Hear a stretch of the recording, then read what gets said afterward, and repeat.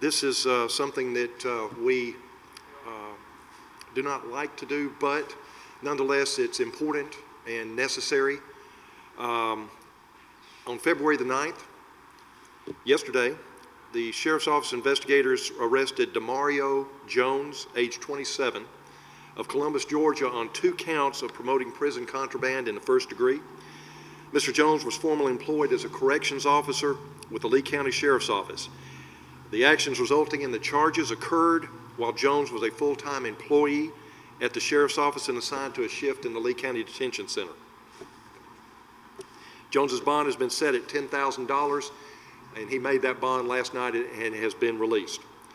Evidence indicates that Jones, on multiple occasions, was providing cell phones and related equipment to an inmate, and in return was receiving payments from family members of that inmate. The investigation is continuing, and arrest of other individuals involved is expected.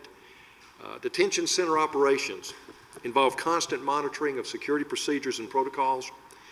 Diligence on the part of other corrections officers played a significant role in the detection of Jones's actions and the identification of other involved persons. From a standpoint of administration with the operation of a jail, the sheriffs in Alabama face a difficult task and always have. Anytime that we have an issue involving the safety and security of our jail is of paramount concern to us. And in this particular case, we have an individual who took an oath to not only preserve the law, but to protect the community. And unfortunately, in this case, that oath was broken. We take that very seriously, and we want the public to know that we are going to take swift and fair action to ensure that the people that we have operating in our corrections division at the Lee County Sheriff's Office are doing their job and doing it in a fair manner. This is out of respect to the vast majority of corrections officers around the country that work in federal and state and county facilities that do an outstanding and professional job every single day, a very difficult job every single day to ensure safety and security in the facilities. We have individuals that are pre-trial, that have been accused of a crime, and those that have been convicted. It is certainly incumbent on us as administrators in jail operations to ensure that those individuals and their welfare are seen about. And anytime we have an issue where any individual associated with law enforcement is not upholding that oath and doing their job the way it's supposed to be done, then we're going to take action and make sure that that person is removed from the ranks of those professionals that do an outstanding job every single day. With me today, and I should have said this at the beginning, standing to my right is Captain Corey Welch, our jail supervisor commander of our detention division. To my left is Tim Jones, lieutenant in our jail operations. Next to Tim is Chief Investigator Jimmy Taylor with our Sheriff's Office. And just behind me is Pro Tem District Attorney of Lee County, Jessica Ventura. Just want to know that we stand united in ensuring that we have the right kind of people doing this job. That's extremely important to us. It's something that we expect of ourselves and something that we certainly appreciate that the public demands. And that's exactly what we're doing today. Again, as I stated at the beginning, it's unfortunate that I have to come to you with this type of news, but I want to assure the public and those that we serve that we're going to do everything we can to make sure that the right people are doing this job. And I'll certainly take any questions if you have any. How recently was he employed with your office? He was terminated upon arrest, and that occurred yesterday. How long have you been with the Sheriff's Office? 7 months. You mentioned other help, obviously, it's a community effort inside of the profession as well. Talk about that effort. You said that's a huge part of playing and getting an arrest, at least so far.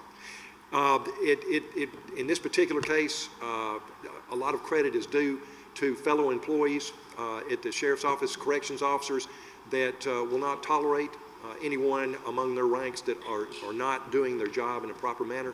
And that played a significant part in the detection of the actions that were taking place that were improper.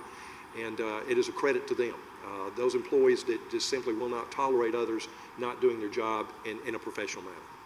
If there's a conviction, what's the kind of range possibilities for a service if there is a conviction and sentence? Promoting prison contraband in the first degree is a Class C felony. It is punishable under state of Alabama law from 1 to 10-year term in the state penitentiary. Yes, I do have a handout that has the information that I stated previously, and it does contain a mugshot. Are there any possible charges for family and other people that may have been involved that are not within the law enforcement? Yes, we do anticipate other arrests in the very near future, and those arrests are individuals that are not directly involved in our operation. But he's the only arrest so far. Only arrest so far. And let me mention something else that I neglected. Some might say, well, gosh, a cell phone, big deal. Well, yes, it is a big deal, and I'll tell you why. Cell phone in the hands of an individual that is being incarcerated could be used to orchestrate other crimes outside the facility. It could be used to perpetrate crimes on others. It could be used to intimidate witnesses. It could be used to basically cause problems and create other circumstances that are a threat to individuals outside. Just on its face, it may not seem like much, but that can be used to coordinate crimes outside the jail simply because someone is spearheading those from inside.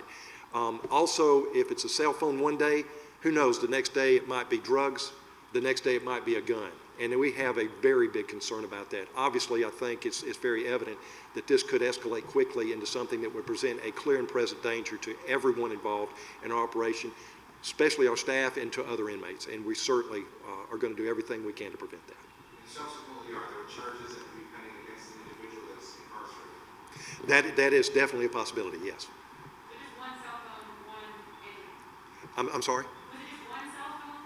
No, this is multiple occasions, not just one cell phone here. Do you have any idea of how long, like throughout his 7 months here, or? What we do in any jail operation, we have constant, it's not just like a one-time investigation and then done. We constantly monitor everything we're doing to ensure that we have safety and security protocols in place. And as a result of that, anytime something comes to our attention, then we focus specifically on that, as it did in this particular case. But in this instance, we feel like we were able to take action pretty quick after we detected that something was not occurring correctly. How often do you have to deal with a situation like this? Fortunately, not very often. This is the certainly the exception rather than the norm, but it does occur, obviously. And one of the things, again, I want to emphasize is that if we detect anything of this nature, then we're going to take action, and we're going to do it quickly and make sure that again, as stated before, we have the right people in positions that can be trusted to do this job.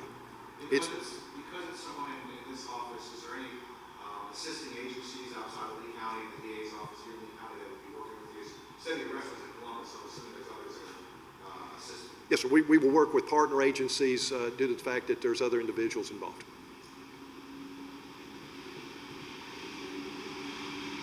Any other questions we can answer?